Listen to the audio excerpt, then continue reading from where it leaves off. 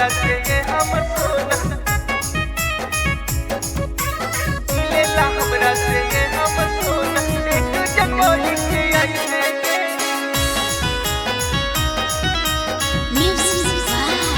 Vidyanand Sagar. मिलेला हमरा से ये हमर सोना हगे हम जुटाइबो गरम मसाला तू ही मुर्गा बनाई है गे तू ही मुर्गा बने हम ले आइबो गरम मसाला तू ही मुर्गा बनाई है गे मिलेला हमरा से हम सोना फर्स्ट जनवरी के आई है गे मिलेला हमरा से ये हम सोना 1 जनवरी के आई है गे मिलेला हमरा से ये हम सोना हमर सोना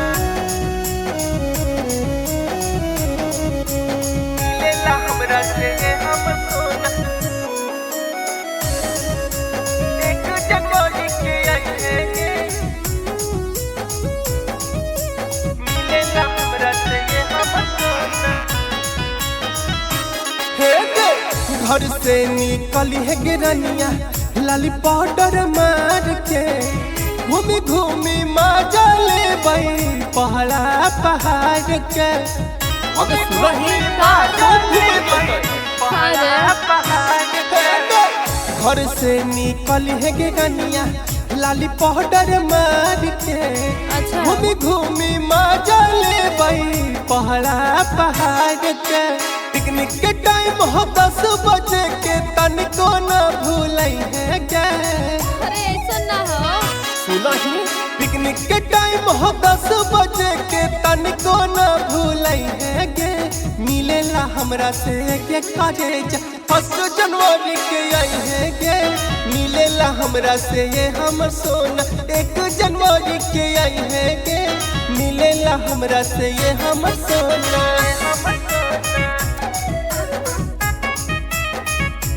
मिलेला हमरा से ये हमर सोना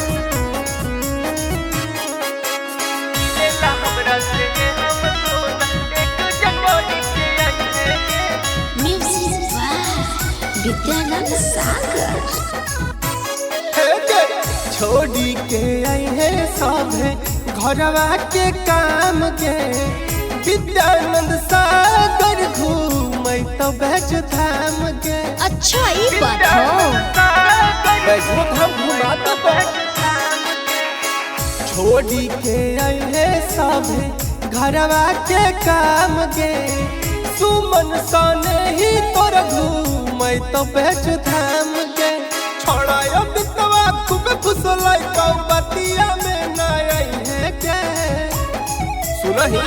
ओहो छोड़ायो बितवा खूब फुसलै कौ बतिया में ना आई है के मिलेला हमरा से गे सुगनिया 1 जनवरी के आई है गे